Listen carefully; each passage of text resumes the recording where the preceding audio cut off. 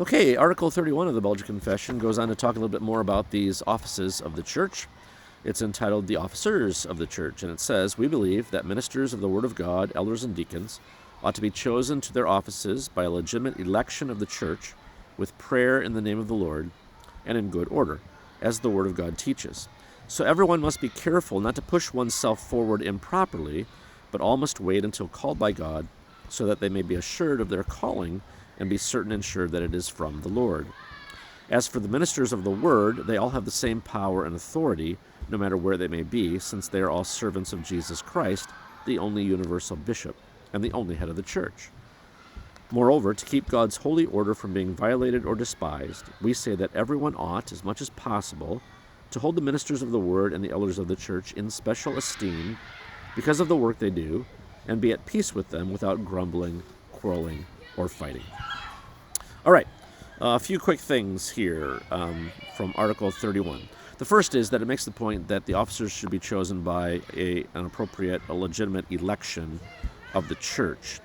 And the main idea there is that it is to be done at sort of a bottom-up kind of approach rather than a top-down approach.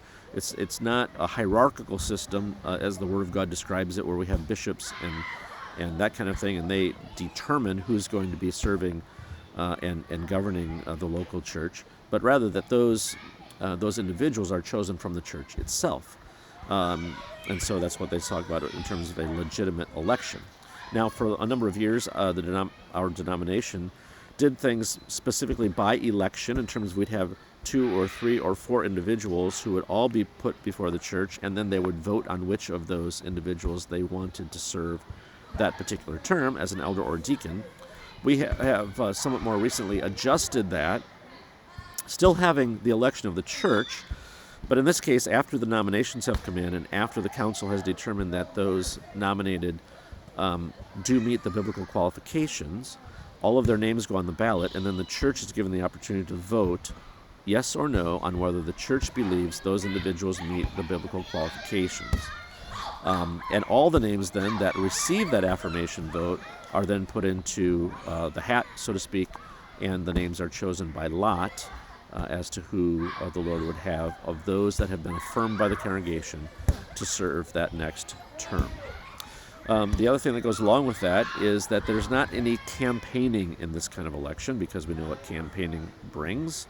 And so people aren't to push themselves forward. They're not to say, "Hi, I'm Bill, I'm running for elder, I would appreciate your vote," and then make all the promises that those campaigning always make, but rather to wait. And if you feel called by God, that call will be affirmed then by the nomination of someone in the church, and the affirmation of the council of the church that you meet the biblical qualifications, and the affirmation ballot of the church, all those things. And that way you know that it's a call of God and not just your own ambition that is at work. Secondly, it makes the point that all ministers of the Word are of the same power and authority. So we don't have some pastors that are bishops and therefore sort of a higher pastor and have more authority. No, all ministers of the Word, all the pastors have the same authority and power. And then the third part here is that encouragement to hold ministers and elders in particular in special esteem because of the work they do, and to try to make it easier for them by being at peace with them and with one another. It distinguishes the work of elders and the pastor from the work of the deacons, not because the work of the deacons isn't important, but because the work of the pastor and the elders is especially important as it relates to the faith and the life of the church community. So the teaching in the church, the discipline of the church, the encouragement in the faith, all of those kinds of things that the pastor and elders do, that is so very important to the life of the community of faith. So, the officers of the church. Those are 3 quick things related to Article 31.